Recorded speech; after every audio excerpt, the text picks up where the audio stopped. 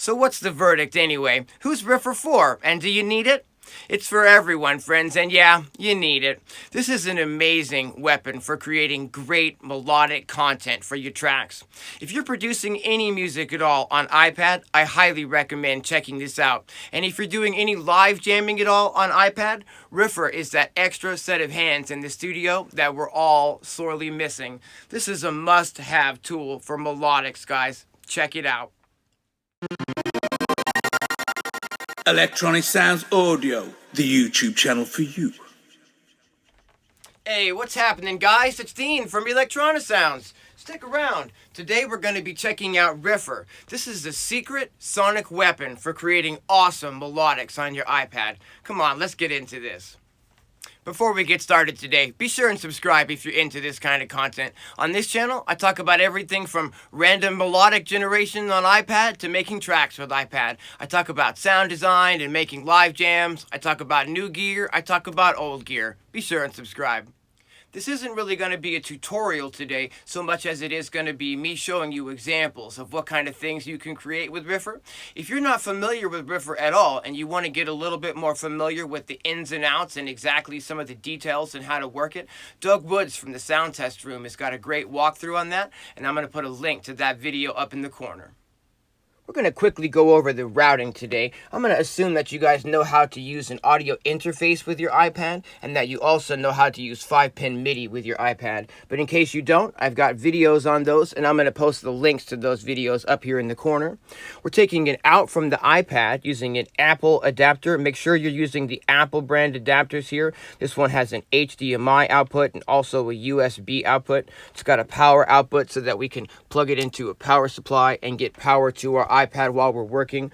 This is plugged into an audio interface. Today we're using the Novation Audio Hub 2x4, and plugged into that interface is the IK Multimedia iRig MIDI 2. We're taking a MIDI out from this into a MIDI Solutions Quadra through, which allows me to split this MIDI signal into 4 different MIDI outputs. I'm taking one MIDI cable from here and I'm running it into the Audio Thingies Micro Monster, and I could take whatever cables I want, whatever MIDI connections out of this and plug them into whatever gear on the desk I want, like a synthesizer or another groove box or a drum machine. I can use that to send MIDI clock from an app like to these devices and start the clock, or we can assign Riffer to generate melodic patterns in some of these devices, which we're going to do in just a moment. Here I've got a mixer that I'm routing all of the audio from these devices into, and then I'm taking the audio out from this mixer and I'm running it into the input of my big mixer over here. I take an output from the big mixer over here and we route that into the Akai MPC Live, and this is where I'm recording all of the audio. When I go onto direct sound for my videos, I'm using the MPC Live, and then I'll take the audio that I record here and I'll process that in my computer, sometimes through Isotope Ozone mastering process, and then we go back into the iPad into LumaFusion and we edit all the video and match up the audio with that video. I've got a blank session in here, and I'm going to go ahead and show you how to get Riffer loaded up and routed to an external piece of hardware. Now we're going to assume, like I showed you a few minutes ago, that you've got MIDI out, 5-pin MIDI out coming from your iPad and connected up to the device that you want to, control via MIDI in here. We're going to go ahead and press the plus button and we'll select MIDI. Now we'll press the plus button again and choose Audio Unit MIDI Processor. We're going to scroll down just a little bit and we're going to choose Riffer. Now, what we need to do is go to the MIDI routing tab inside of and if we click on the little squiggly up here, we can get to our MIDI routing section, and we want to assign that the output of Riffer should go to our iRig MIDI 2, because that is the way that we're connected to 5-pin MIDI today. We're also going to click on the tempo, and then we're going to click on the 3 dots, and we're going to make sure that where it says send MIDI clock, that we go ahead and turn that on. And we're going to make sure that we're assigned not to network session 1, but rather to iRig MIDI 2. And now, when I press play inside of we'll be sending a MIDI clock signal to whatever is connected up via your iRig or your Quadra through, or however you're connecting MIDI to your hardware. We'll need to make sure that Riffer is sending on the same MIDI channel as your device is receiving on, so we can check this device by going Shift and System, and we'll see that we're on MIDI channel 14. So if I open up Riffer here, and we click on the little gear icon on the top right, and then we go ahead and select iRig MIDI 2, and where it says channel 1, we go ahead and select channel 14. Now the Riffer is going to be routed to the Audio Thingies Micro Monster, and when I press play, we're going to go ahead and start getting some random generated patterns. We can scroll through different sounds. If you go to the browse menu,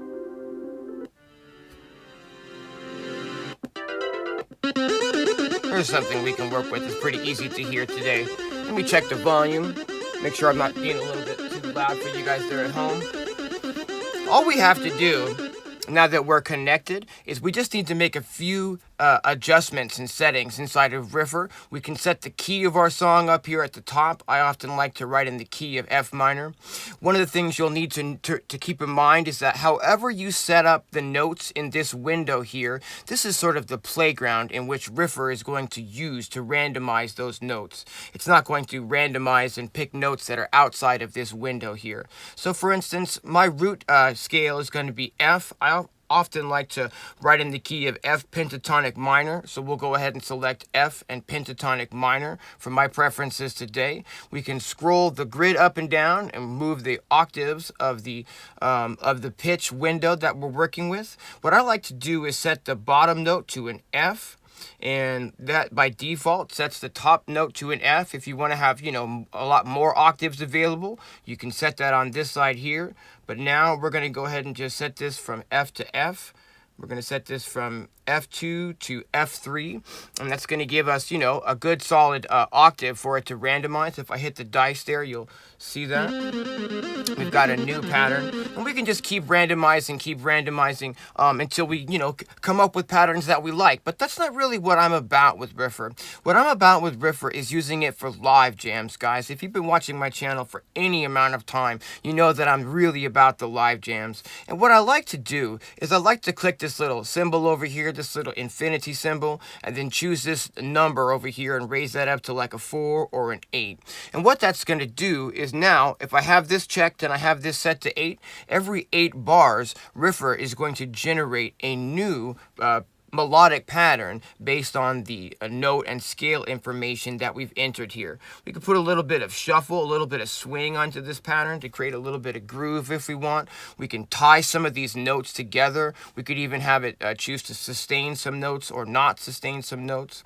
Over here, you'll see a number 16, and that's how many steps Riffer is going to fill every time it randomizes a pattern. So if we have it set to 16, it's going to generate all 16th notes in a 1-bar pattern every time it regenerates a pattern. I like to move this number down to maybe a little bit like 10, so that every single beat of the pattern isn't filled, but rather maybe 10 out of 16 steps will have a note on them every time we hit the randomize button. What I've done is I've set this up with lots of different setups of hardware gear. I've used my TR-8S drum machine and some other little synthesizers, quite a bit of use out of the Audio Thingies Micro Monster here. And what I'm going to do is I'm going to talk you guys through these grooves that I've created and give you these examples of what kind of stuff you can create using Riffer. In this first example, I've got Riffer being sent to the Virus Darkstar, and the same exact pattern is being sent to the Electron Digitone. I've got the Roland TR-8S doing a beat along with that, and I'm jamming over the whole thing using the Novation Ultranova. Let's check it out.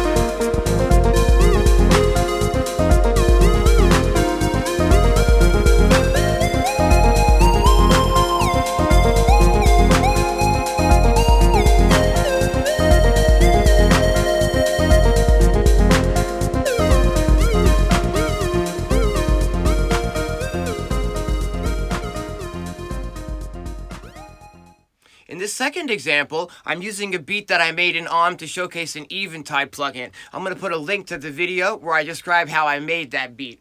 All I'm doing here is I've got Riffer assigned to an instance of Synthmaster 1, and it's just creating awesome melodies over that beat. Let's check it out.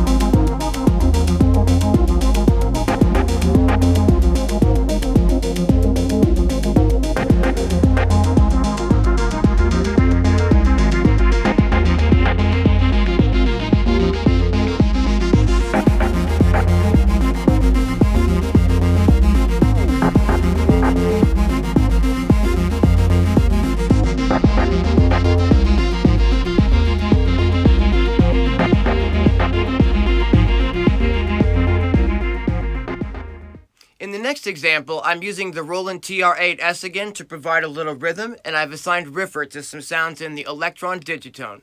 Let's check it out.